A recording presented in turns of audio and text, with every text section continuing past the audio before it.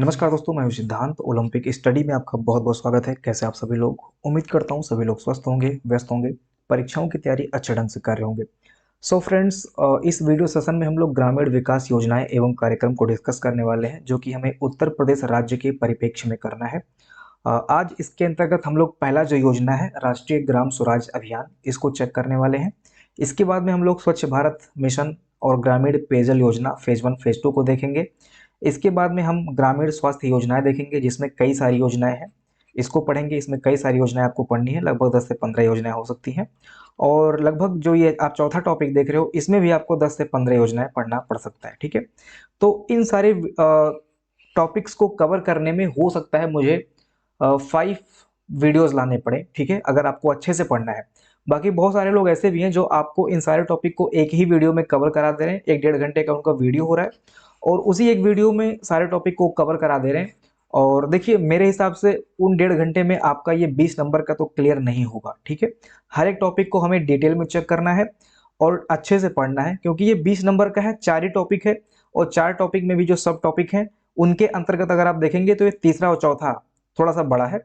बाकी ये और ये दोनों टॉपिक छोटे हैं और इनको आपको डिटेल में पढ़ना है, क्योंकि प्रश्न तो यहाँ से भी बनना है। ठीक है, 2 नंबर का यहाँ से मान लीजिए, 4 नंबर का यहाँ से मान लीजिए, तो 4 2 6 हो गया। बाकी के जो नंबर हैं, लगभग 14 नंबर, वो यहाँ से बनने वाले हैं। तो इस तरह से हमें मार्किंग करते हुए चलना है और इस अनुसार से हमें पढ़ना है। ठीक है, बाकी देखिए, मैं आप लोगों के सपोर्ट की बात अब मैं नहीं करूंगा, क्योंकि मैं थक चुका हूं कह के।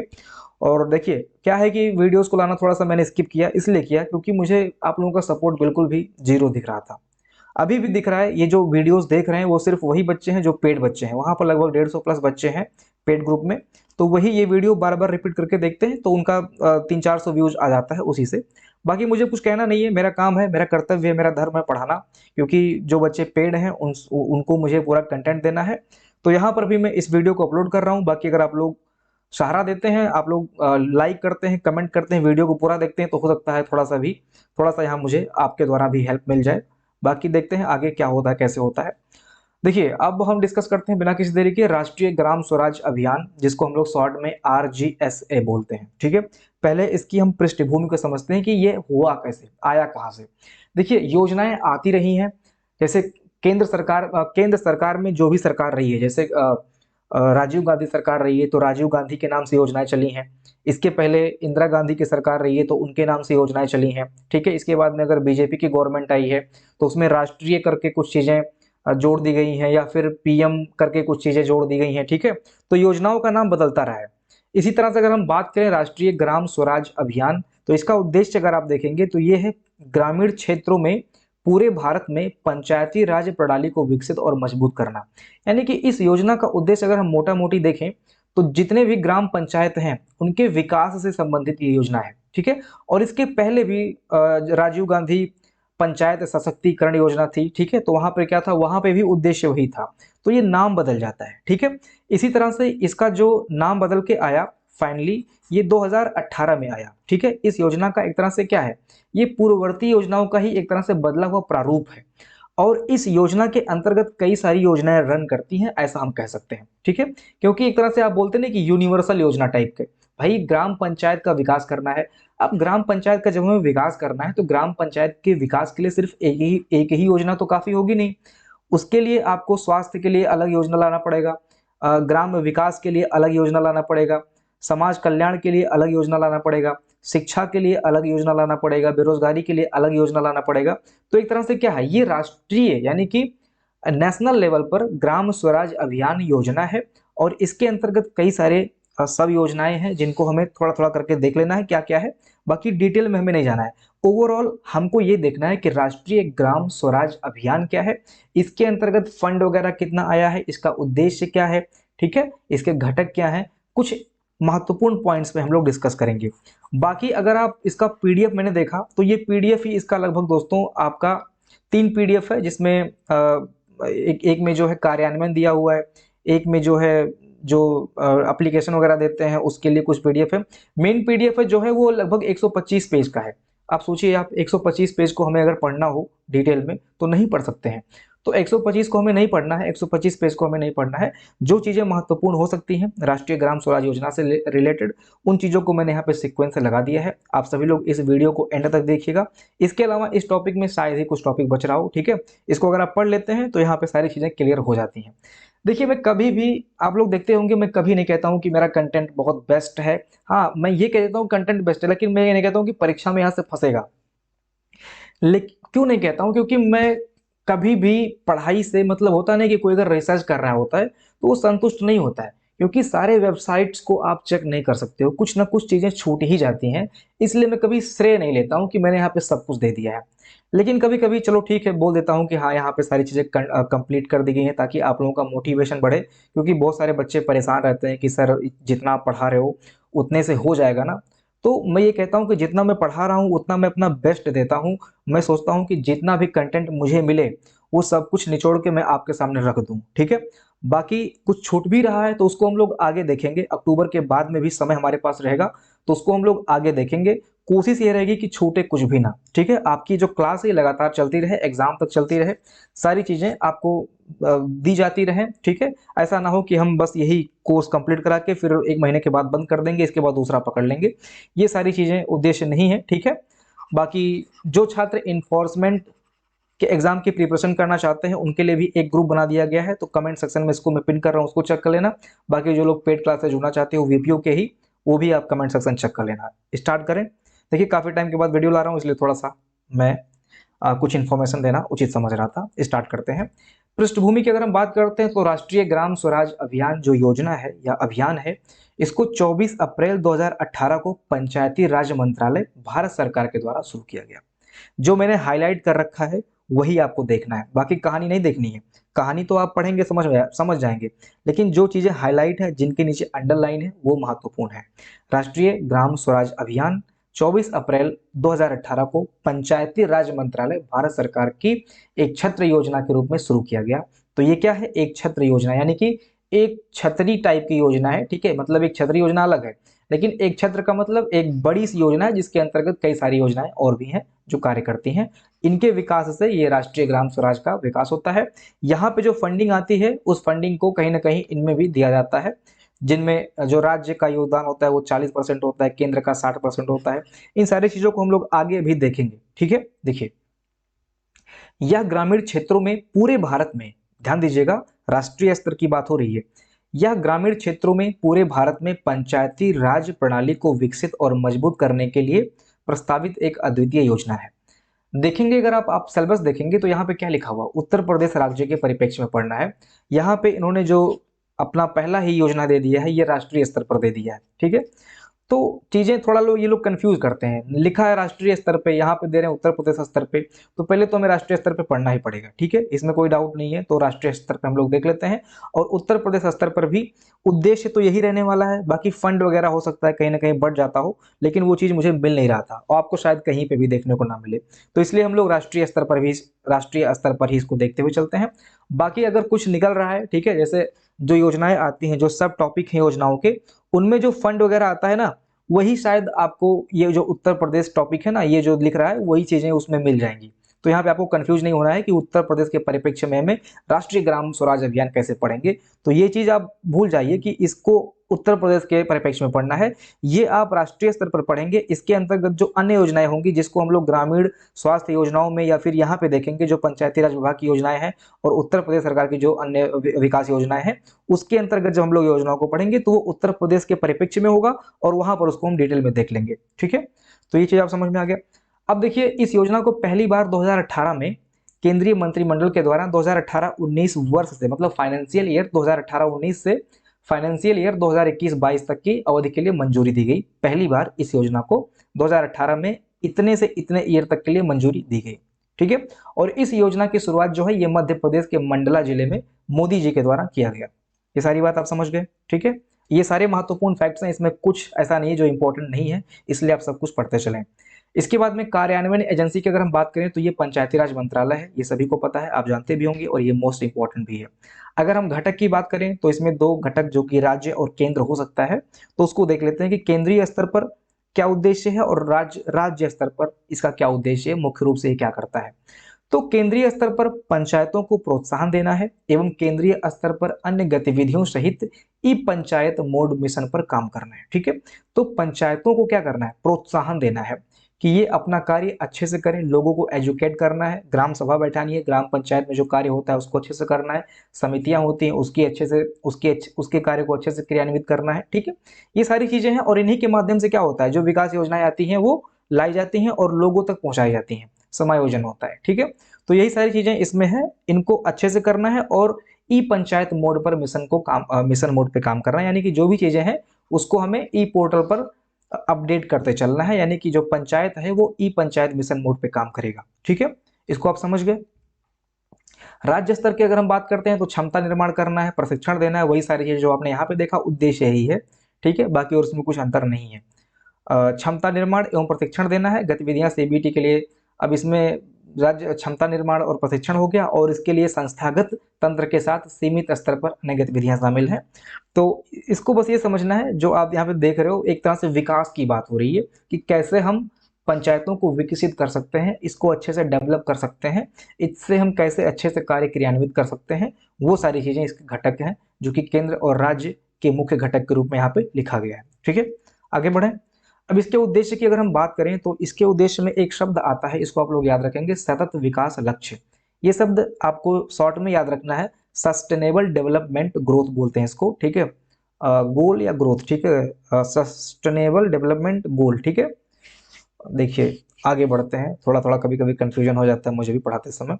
देखिए अब इसमें क्या है, इसको पूरा करने के लिए पंचायती राज संस्थानों की शासन क्षमताओं को विकसित करना है। इसकी जो शासन क्षमता है, पंचायती राज की जो शासन क्षमता है, इसको हमें विकसित करना है। और एसडीजी के प्रमुख सिद्धांत क्या है, इसको आप समझ लीजिए। एसडीजी का मतलब सतत विकास लक्ष्य को पूरा करना है। अब सतत विकास लक्ष्य कैसे पूरा होगा, ये ऐसे पूरा होगा कि कोई भी व्यक्ति किसी भी योजना से छूटे ना। छोटी से छोटी योजना अगर आ रही है आपके ग्राम पंचायत तक, तो वो अंतिम व्यक्ति तक पहुंचना चाहिए। ठीक है, यही है, यानी कि किसी को पीछे हमें नहीं छोड़ना है, कोई भी व्यक्ति छूटना नहीं चाहिए। और सबसे पहले एवं सार्वभौमिक कवरेज तक पहुंचना है। करना क्या है कि किसी को छोड़ना नहीं है और हमें सार्वभौमिक कवरेज तक पहुंचना है। सार्वभौमिक कवरेज का मतलब ये होता है कि जितनी भी योजनाएं आ रही हैं, जैसे मेडिकल से रिलेटेड योजना आ रही है, एजुकेशन से रिलेटेड योजना आ रही है, कोई भी प्लान आ रहा है, जितने भी प्लान आ रहे हैं सार्वभौमिक प्लान, यानी कि सब तक हमें पहुंचना है, एक एक प्लान तक हमें पहुंचना है। ठीक है, इसके बाद में लैंगिक समानता होना चाहिए, भेदभाव नहीं होना चाहिए। ठीक है, जो जेंडर गैप है उसको हमें लगभग लगभग बराबर करना है, इसके लिए हमें प्रशिक्षण देना है। इसके बाद में प्रशिक्षण मॉड्यूल और सामग्री सहित क्षमता निर्माण के लिए जो भी चीजें हम डिजाइन कर सकते हैं वो चीजें इसके अंतर्गत शामिल की गई हैं, एसडीजी के अंतर्गत शामिल की गई हैं। ठीक है, ये चीज आप समझ गए। अब हम देखते हैं कि प्रायोरिटी किसको देनी है। इसके अंतर्गत हमें प्रायोरिटी राष्ट्रीय स्तर पर, राष्ट्रीय महत्व के विषयों पर हमें प्रायोरिटी किस चीज की देनी है, ग्राम पंचायत के डेवलपमेंट से रिलेटेड। ठीक है, तो ग्राम पंचायत के डेवलपमेंट से रिलेटेड जो प्रमुख प्रायोरिटीज हैं उनको मैंने यहाँ पे लिख रखा है, इसको एक्सप्लेन करने की जरूरत नहीं है दोस्तों। ठीक है, आप यहाँ पे देख रहे हैं कि गांव में गरीबी से मुक्ति होनी चाहिए, आजीविका में बढ़ोतरी होनी चाहिए, स्वस्थ गांव होना चाहिए, मतलब लोग जो वहाँ पे रह रहे हैं वो ऐसा ना हो कि बीमार हो, कोई कोविड-19 या हैजा टाइप में कुछ फैला हुआ है वहाँ पे सभी लोग, ठीक है, बिखरे पड़े हैं, ऐसा नहीं हो, स्वस्थ गांव होना चाहिए। ठीक है, जैसे वहाँ पे लोग जब जागरूक रहेंगे तो जो वहाँ पे आशा वर्कर हैं, एनएम है, इन लोगों के टच में रहेंगे, कुछ भी होता है तो यहाँ पे इंजेक्शन वगैरह जो लगता है बच्चों को, ये सारी चीजें जैसे पोलियो वगैरह हो गया, ठीक है, टेटनेस हो गया, इन सारी चीजों को ध्यान में रखते हुए हर एक चीज पे काम करेंगे तभी गाँव स्वस्थ होगा, यही बात है। अब इसको एक एक करके एक्सप्लेन करें तो क्या फायदा है। बच्चों के लिए अनुकूल गाँव होना चाहिए, खेलने के लिए पार्क होना चाहिए, पढ़ने के लिए स्कूल होना चाहिए, ये सारी चीजें हैं। जल पर्याप्त गाँव होना चाहिए, गाँव में पर्याप्त जल होना चाहिए, स्वच्छ और हरा भरा गाँव होना चाहिए, गांव में आत्मनिर्भर बुनियादी ढांचा होना चाहिए ताकि लोग बाहर पलायन ना करें, लोग बाहर कमाने जाते हैं परिवार छोड़ के, तो ये चीज ना हो। सामाजिक रूप से सुरक्षित गांव हो, सुशासन वाला गांव हो और ग्राम विकास में बढ़ोतरी हो। तो ये सारी चीजें हैं, इन सारी चीजों को महत्व दिया गया है राष्ट्रीय स्तर पर ग्राम पंचायत से रिलेटेड। ठीक है, आगे बढ़े। अब हम फंडिंग पैटर्न देखते हैं जो कि मोस्ट इंपॉर्टेंट, आपको ध्यान में रखना ही रखना है। देखिए संशोधित आरजीएसए में केंद्र और एवं राज्य के घटक शामिल होंगे। अब संशोधित को आप लोग कह सकते हैं जो पुराने पंचायती राज थे उसको कुछ ना कुछ कन्वर्ट करके, या फिर आप जो 21-22 में खत्म हो रहा था इसके बाद में जो 26 तक का लक्ष्य रखा गया, ठीक है, इसको आप बोल सकते हो। तो संशोधित का मतलब संशोधित आरजीएसए में केंद्र एवं राज्य के घटक शामिल होंगे। योजना के केंद्रीय घटकों को पूरी तरह से भारत सरकार वित्त पोषित करेगी। तो जो दो घटक मैंने आपको बताया, एक केंद्रीय और एक राज्य घटक, ठीक है। तो जो केंद्रीय होगा इसको क्या करेगा, इसको भारत सरकार वहन करेगी, और जो राज्य वाला होगा उसको स्टेट गवर्नमेंट वहन करेगी, बस यही बात है, ठीक है। अब देखिए यहाँ पर ये जो पैटर्न है इसको आप लोग बहुत अच्छे से समझ लेना। राज्य घटकों के लिए वित्त पोषण पैटर्न और केंद्र और राज्यों के बीच जो अनुपात है, ठीक है, केंद्र और राज्यों के बीच जो वित्त पोषण अनुपात है ये 60:4 का हो 40 का होगा, ठीक है। 60:40 का ये गैप होगा, जिसमें ये केंद्र का होगा और ये राज्य का होगा। इस चीज को आप ध्यान में रखिए, मोस्ट इंपॉर्टेंट, ठीक है। एक चीज और आपको ध्यान रखना है कि जो पूर्वोत्तर के राज्य हैं, जैसे जो पहाड़ी राज्य हैं, जो पहाड़ी एरियाज हैं या राज्य हैं, जैसे जम्मू कश्मीर हो गया, और जो पहाड़ी क्षेत्र हैं, वहां पर जो रेशियो होगा वो केंद्र का 90 होगा और राज्य का 10 होगा, ठीक है। तो जो नॉर्मल है मैदानी क्षेत्र जैसे जहां पे हम लोग रह रहे हैं, यहाँ पे 60-40 का होगा वेटेज केंद्र और राज्य का, और जो पहाड़ी क्षेत्र है वहां पर 90 और 10 का वेटेज होगा, ठीक है। इसके बाद में जो केंद्र शासित प्रदेश हैं वहां पर 100% जो योजनाएं हैं वो केंद्र सरकार के अंडर में रहेंगी। ये बात आप समझ गए, ये मोस्ट इंपॉर्टेंट लाइन है, इन तीनों को आप अपने दिमाग में बिठा लीजिए। अब आगे बढ़ते हैं, विजन क्या है, ये भी इंपॉर्टेंट है, इसको भी ध्यान रखिएगा। विजन जो है ये है सबका साथ, सबका गांव और सबका विकास, ये आपको याद रखना है। सबका साथ सबका विकास तो ही है, लेकिन यहाँ पर सबका साथ, चूंकि गांव की बात हो रही है तो सबका गांव और सबका विकास, ये सबका गांव इसमें ऐड कर दिया गया है। बाकी मोदी जी का जो स्लोगन है उसको आपने देखा होगा, सबका साथ सबका विकास, सबका साथ सबका विश्वास, आई थिंक है, ठीक है। तो इसको आप याद रखेंगे, सबका साथ सबका गांव सबका विकास, ये चीज आप याद रखेंगे, ठीक है। आगे बढ़े, महत्व क्या है, महत्व में सारी चीजें आपको मैंने पहले भी बता दी है, वैसे देख लेते हैं। सामाजिक आर्थिक न्याय, पंचायतों में अनुसूचित जातियों, अनुसूचित जनजातियों और महिलाओं का प्रतिनिधित्व होता है, और वो जमीनी स्तर के सबसे करीब है संस्थान है, ठीक है। कौन से, पंचायती राज संस्थान। पंचायतों को मजबूत करने में सामाजिक न्याय व समुदाय के आर्थिक विकास के साथ साथ समानता तथा समावेशन को बढ़ावा मिलता है। जब हम पंचायतों को मजबूत करेंगे, शासन व्यवस्था, शासन प्रणाली मजबूत करेंगे, तो वहां पर आर्थिक विकास के साथ साथ समानता और समावेशिता भी बढ़ता है, ठीक है। ये सारी चीजें होती हैं। इसके बाद में बेहतर लोक सेवा उपलब्ध हो पाता है। ई गवर्नेंस सुविधा जब बढ़ेगी तो लोग वहां पे जागरूक होंगे, ट्रांसपेरेंसी रहेगी, जो भी ट्रांजेक्शन वगैरह होंगे उसमें ट्रांसपेरेंसी रहेगी, ठीक है। तो ये सारी चीजें होती हैं बेहतर लोक सेवा उपलब्धता के अंतर्गत। और पीआईआर का विकास होगा, यानी कि पंचायती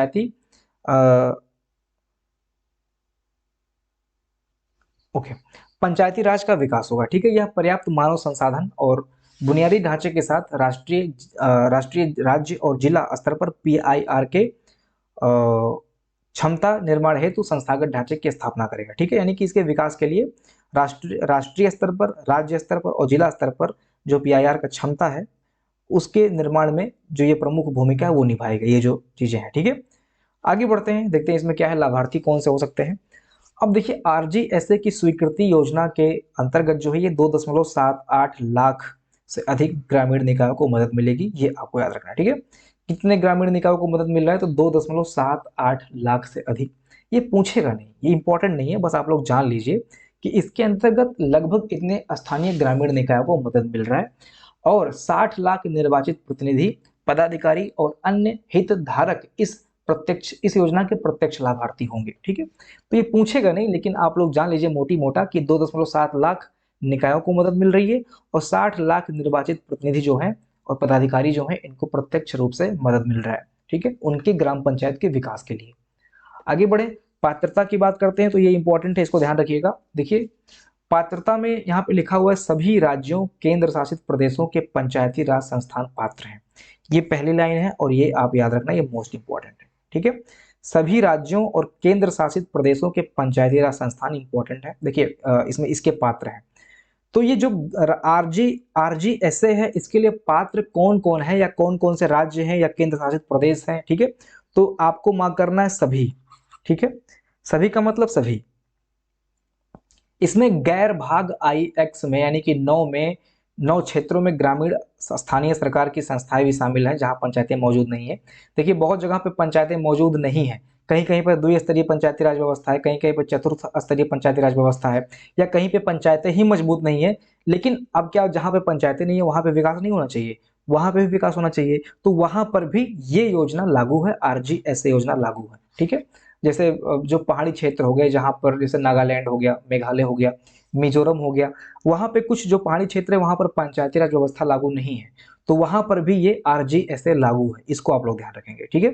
बाकी आरजीएसए फंड तक पहुंचने के लिए राज्यों और केंद्र शासित प्रदेशों द्वारा पूरी की जाने वाली जो शर्तें हैं, ये इसके अंतर्गत आपको ये चीज पढ़ना है, ठीक है, कि किन किन कौन कौन सी शर्तें हैं जो आप फुलफिल करेंगे देन आपको ये फंड मिलेगा। तो अब ये देखिए, गैर भाग जो 9 क्षेत्र है, पंचायतों एवं स्थानीय ग्रामीण निकायों के चुनाव का संयमित संचालन, वहां पर भी चुनाव वगैरह होता होगा, उनके जो रूल रेगुलेशन होंगे उनके अकॉर्डिंग, तो वहां पर इसका प्रॉपर संचालन होना चाहिए। जैसा कि मैंने आपको बताया, जहां पर ये पंचायती राज व्यवस्था नहीं है वहां पर भी कुछ तो निकाय होगा, कुछ तो चल रहा होगा, तो वो चीज वहां पर क्रियान्वित होनी चाहिए आरजीएस योजना को फाइंड करने के लिए, प्राप्त करने के लिए। इसके बाद में जो हमारे यहाँ जो महिलाएं हैं, उनको पंचायतों में जो महिलाएं हैं उनको 1/3 से कम का आरक्षण नहीं होना चाहिए, ठीक है। अगर है, मतलब नहीं है, आप इस चीज को फॉलो नहीं करते हो, तो ये फंड आपको नहीं मिलेगा, आपके यहाँ फंड ही नहीं आएगा, ठीक है, कह सकते हैं। इसके बाद में हर साल आपको स्टेट फाइनेंस कमीशन का गठन जो होता है, उसके अंतर्गत राज्य विधानमंडल में एसएफसी की सिफारिशों पर कार्यवाही रिपोर्ट आपको दर्ज करवाना है। जो भी आपने काम किया है हर एक फाइनेंशियल ईयर में, उसका रिपोर्ट आपको वहाँ पे लगाना है, ठीक है। और उसी अनुसार फिर आपको केंद्र सरकार जो बेसिक ग्रांट आपको मिलता है और परफॉर्मेंस ग्रांट मिलता है, ये सारी चीज़ें ये दोस्तों आपको इसके अंतर्गत मिलती हैं जब आप लोग स्टेट फाइनेंस का जो रिपोर्ट होता है उसको आप लोग वहाँ पे पेश करते हैं, ठीक है। ओके, एक सेकेंड, थोड़ा मैं सांस ले लूँ। सभी जिलों में जिला योजना समितियों का गठन होना चाहिए, डीपीसी इसको बोलते हैं, जिला योजना समितियों का गठन होना चाहिए, जिला स्तर पर बात कर रहा है। और इन्हें कार्यात्मक बनाने के लिए दिशा निर्देश नियम जारी करना है, ठीक है। इसके बाद में पीआरआई के विस्तृत वार्षिक राज्य क्षमता निर्माण योजना तैयार करना है। और जहाँ तक संभव हो सके तो ग्राम पंचायत भवनों के साथ सामान्य सेवा केंद्रों की भी स्थापना होनी चाहिए। तो जैसा कि मैंने आपको बताया कि एक 1/3 से कम आरक्षण नहीं होना चाहिए। जो पहला मैंने आपको बताया कि वहां पर भी रूल रेगुलेशन फॉलो होना चाहिए, जो भी पंचायती व्यवस्था लागू है या नहीं लागू हो तब भी, ठीक है। इसके बाद में जो आपने एसएफएससी का गठन किया हुआ है उसको आपको बार बार रिपोर्ट देना है हर साल।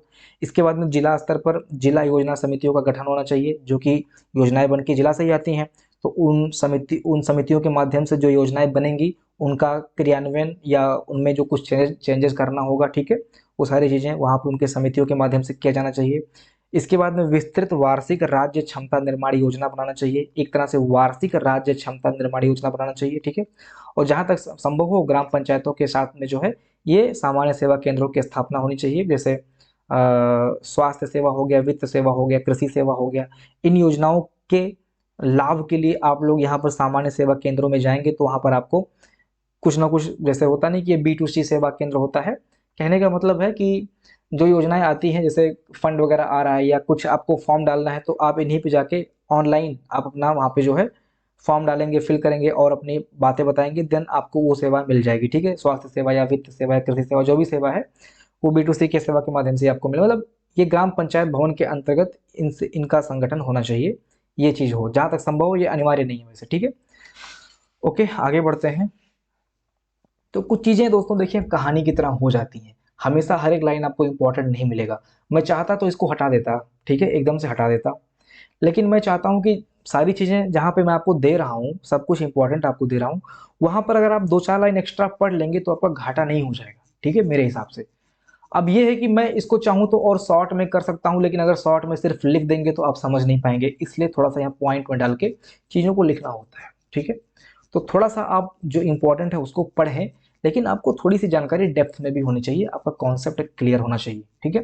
तो ये आवश्यक शर्तें हैं, बेसिक शर्तें हैं, ऑब्वियस सी बात है, ये सारी चीजें ऑलरेडी होती हैं, देन आपके यहाँ आरजीएस फंड जो होता है वो पहुंच जाता है, इसमें कोई बहुत बड़ी बात नहीं है। अब अगर हम इसके विस्तार की बात करते हैं,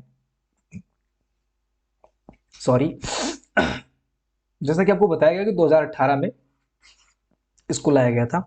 अब इसको अगर हम विस्तार की बात करें तो 1 अप्रैल 2022 से बताया गया कि 2018 से 2021-22 तक के लिए आया। अब इसके बाद में क्या हुआ, 1 अप्रैल 22 से 31 मार्च 2026 तक के लिए इसको विस्तारित किया गया, इसको बढ़ाया गया। तो वही चीज लिखा गया है, ये मोस्ट इंपॉर्टेंट, ध्यान रखिएगा, ये आपको जानना है। आर्थिक मामलों की मंत्रिमंडलीय समिति ने 1 अप्रैल 2022 से 31 मार्च 2026 की अवधि के दौरान राष्ट्रीय ग्राम अभियान को संशोधित करके इसको जारी रखने की मंजूरी दे दी है, ठीक है। ये चीज आपको समझना है कि यही जो योजना चली आ रही थी 21-22 तक, इसको संशोधित करके इसको जारी रखने की मंजूरी दे दी है, बस यही बात इसमें लिखा गया है। और ये जो है 26 तक, यानी कि 15वां वित्त आयोग रिपोर्ट जो है, ये 15वां वित्त आयोग जो है आपका 2026 तक चलेगा और उसके रिपोर्ट आने तक ये चलेगा। और उसी के साथ में ये समाप्त हो जाएगा। ठीक है, बाद में इसको फिर से एक्सटेंड कर सकते हैं, वो अलग केस है, लेकिन यहाँ तक अभी के लिए टारगेट किया गया है कि 15वां वित्त आयोग का जब तक रिपोर्ट आएगा यानी 2026 तक, तब तक ये आरजीएस से चलने वाला है। इसके बाद में अगर आप देखेंगे तो केंद्र सरकार ने राष्ट्रीय ग्राम स्वराज अभियान की केंद्र प्रायोजित योजना को कुल वित्तीय परिव्यय 5911 करोड़ रुपए के साथ 4 साल बढ़ाने का फैसला किया है, वही 22 से 26 तक। तो ये इंपॉर्टेंट है, ये फंड इंपॉर्टेंट है, मोस्ट इंपॉर्टेंट, इसको आप लोग अपने दिमाग में अभी रख लो कि कुल वित्तीय परिव्यय जो है 5911 करोड़ के साथ में 4 साल के साथ में इसको बढ़ाया गया है। ठीक है, एग्जाम में अगर प्रश्न बनता है कितना फंड आया है, मतलब 2022 में कितने फंड के साथ इसको बढ़ाया गया है, तो 5911, और कितने साल के लिए बढ़ाया गया है, तो 4 साल के लिए बढ़ाया गया। ये दोनों चीज आप मार्क करेंगे। ठीक है, दोनों चीज समझ लीजिए। इसके बाद में अगर हम बात करें तो वही चीज लिखा हुआ है कि 1 अप्रैल 2022 तक इसको बढ़ाया गया है, वही लाइन फिर से रिपीट हो गया है। अब यहाँ पर देखिए, देश के सभी राज्य और केंद्र शासित प्रदेशों में चलने वाले अभियान में इतने करोड़ खर्च आएंगे, जिसमें 3700 रुपया जो है, 3700 करोड़ रुपया ये केंद्र का होगा, और राज्य जो है ये 2211 करोड़ वहन करेंगे। ठीक है, टोटल कितना आया 5911, जिसको अगर 2 पार्ट में डिवाइड करते हैं तो ये चीज 3700 करोड़ रुपया जो है ये केंद्र सरकार का होगा, और ये 2211 जो है ये राज्य सरकार का होगा, वही 60:40। ठीक है, ये चीज आप समझ गए। आगे बढ़ते हैं। ये देखिए, यहाँ पे थोड़ा सा मैं आपको बता दूं, जो लोग सिर्फ पीडीएफ लिए हो और ये वीडियो नहीं देख रहे हो तो उनको शायद ये चीज समझ में ना आए। फिलहाल मैं वहां पे डाल दूंगा, अगर कोशिश करूंगा तो इसको एडिट करके वहां पे डाल दूंगा। यहाँ पे लिखा हुआ कि इस योजना को कुल 7255 करोड़ के बजट के साथ अनुमोदित किया गया है, जिसमें राज्य का हिस्सा 2755 करोड़ और केंद्र का हिस्सा 4500 करोड़ रुपया है। अब ये कहां से आया? ये दोस्तों जब 2018 में इसको लागू किया गया था, 2018 से 22 तक, उस टाइम पर ये फंड क्या बोलते हैं, एलोकेट किया गया था। ठीक है, इस योजना को उस टाइम पे तब 7255.50, अगर पूछता है कि 2018 में कितने फंड से स्टार्ट किया गया था, तो ये 7255 करोड़ के साथ में उस टाइम पे इसको स्टार्ट किया गया था, जिसमें जो राज्य सरकार का हिस्सा है वो 2755 का है, और 4500 जो है ये केंद्र सरकार का हिस्सा है। तो ये डेटा भी इंपॉर्टेंट है, ये डेटा भी दिख रहा था इसलिए मैंने यहाँ पे लगा दिया है कि 2018 वाला भी आपको यहाँ पर पढ़ना है, और बाकी जो नया वाला है वो 5911 करोड़ है। ठीक है, ये चीज आप समझ गए। अब देखिए, कुछ पॉइंट्स हैं जो कहीं ना कहीं मुझे लगा कि शामिल करते चलना चाहिए, बाकी और तो इसमें लगभग लगभग सारी चीजें मैंने आपको बता दी हैं। कुछ पॉइंट्स है, फटाफट देख लेते हैं। अब राष्ट्रीय ग्राम स्वराज अभियान के बजट में 60% की बढ़ोतरी की गई है, आप ऐसे समझते चलो। ठीक है, अब ये मत सोचना कि यहाँ पर 7255 के साथ में ये 5911 हो रहा है तो ये फिर घट रहा है, तो फिर ये 60% की बढ़ोतरी कैसे हो रही है। ये चीज मैं भी सोचा कि ठीक है, कि चलो ठीक है, ये कहाँ से बढ़ोतरी हो रही है, आज फिर 60% कहाँ से बढ़ोतरी हो रही है। तो ये जो बजट है ये तो कम ही लग रहा है, मतलब इससे कम हो गया है, तो ये 60% बढ़ोतरी कहाँ से हो रही है, लेकिन कहीं से भी हो रही है। ये चीज मुझे दिखा कि राष्ट्रीय ग्राम स्वराज अभियान के बजट में 60% की फीसदी या वृद्धि दिखी, तो मैंने यहाँ पे इसको शामिल किया है। हो सकता है कि इसमें जो ग्राम पंचायत के लिए या फिर जो योजनाएं होती हैं उसमें कुछ जो सब योजनाएं बनती हैं उसमें कुछ वृद्धि की गई हो, या कुछ भी किया गया हो, ये चीज मैंने यहाँ पे ऐसे ही शामिल किया है। तो जो चीज स्पष्ट नहीं है उसके बारे में क्या बोल दूं, मैं इसको देखने की भी कोशिश की लेकिन मुझे नहीं मिला। ठीक है, और यहाँ पर 2 दशमलव, अब ये देखिए यहाँ पे जो मैं शामिल कर रहा हूँ, मैं आपको बता दूं कि ये सब इंपॉर्टेंट नहीं है। ठीक है, इंपॉर्टेंट नहीं है, जो इंपॉर्टेंट था वो मैंने आपको ऑलरेडी बता दिया है। ठीक है, एक चीज आपको यहाँ पर एक लिस्ट आपको देखने को मिलेगी लास्ट में, इसको भी हम देखते हैं, बाकी फटाफट इसको देखते चलते हैं। इसके बाद में 2.78 लाख ग्रामीण स्थानीय निकायों को मदद मिलेगी।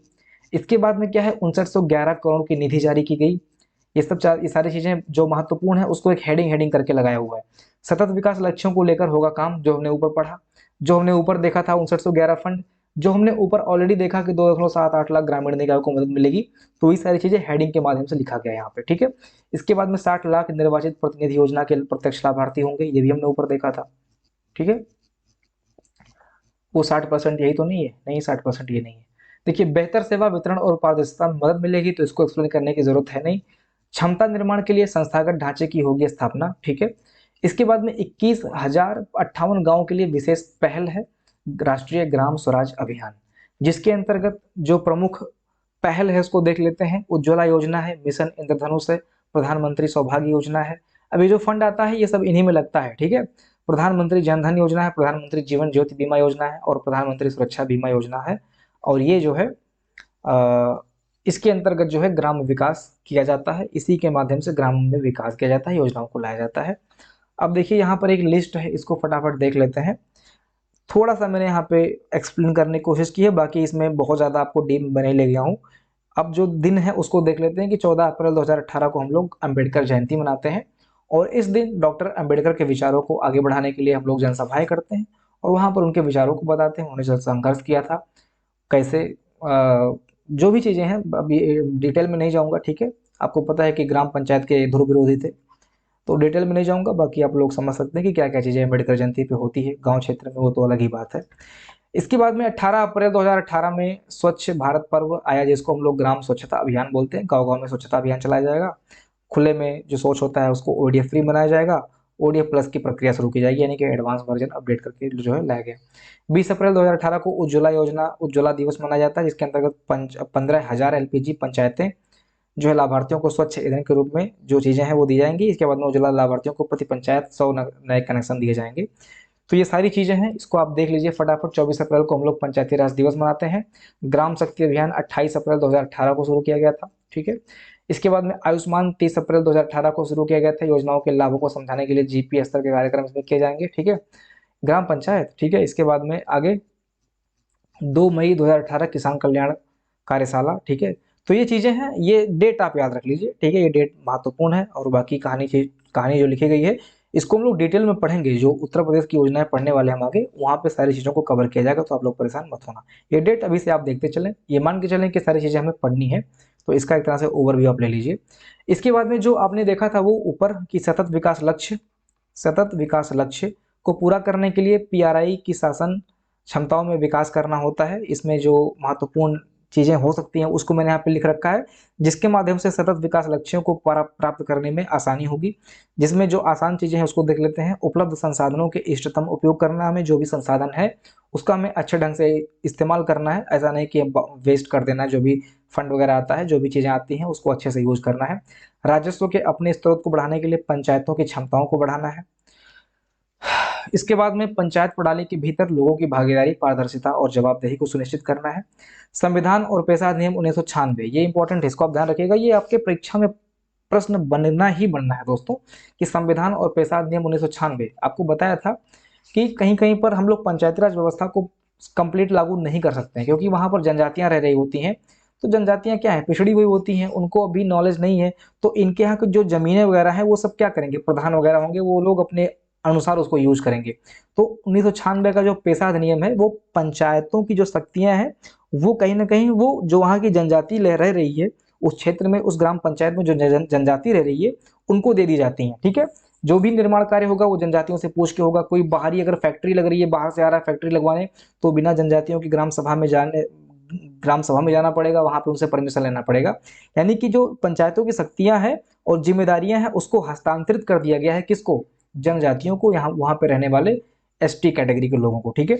बाकी और चीजें देख लीजिए। पीआरआई के क्षमता निर्माण के लिए वो सहायता प्रदान करना है और प्रदर्शन के आधार पर पीआरआई को पहचान और प्रोत्साहन देना है। मतलब बेसिक ग्रांट या जो प्रदर्शन, बेसिक परफॉर्मेंस, बेसिक आपका सही है, क्या बोलते हैं उसको, अगर आपने बेसिक फंड को अच्छे से यूज किया है तो उस फंड के परफॉर्मेंस के आधार पर फिर आपको सेंट्रल परफॉर्मेंस योजना या क्या बोलते हैं, ठीक है, वो जो केंद्र सरकार की प्रदर्शन योजना थी उसके अनुसार फिर आपको फंड दिया जाएगा, ये चीज़ है, ठीक है। वीडियो काफ़ी रात में मैं रिकॉर्ड कर रहा हूँ और ये सारी चीज़ें आपको मैंने बता दी है। बाकी जो लोग को अगर वीडियो अच्छा लगा हो तो सब्सक्राइब कर लेना, वीडियो को लाइक जरूर कर देना, ठीक है। सो मिलते हैं अगली वीडियो में, अपना ध्यान रखिएगा, जय हिंद।